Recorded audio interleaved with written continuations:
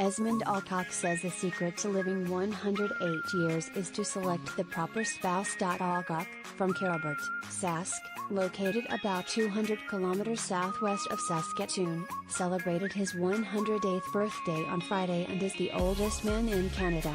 "I didn't behave myself for a few years there, but then I got a really good wife," he said, when asked how he managed to live a long and happy life. His wife Helen passed away 7 years ago after 72 years of marriage.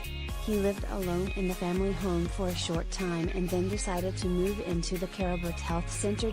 On Friday, employees at the center threw the 108-year-old a birthday party. "Oh, they nearly drove me nuts.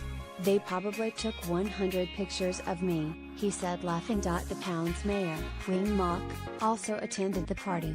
He honored the self-proclaimed Blue Jays baseball superfan by declaring January 26 as Esmond Alcock Day.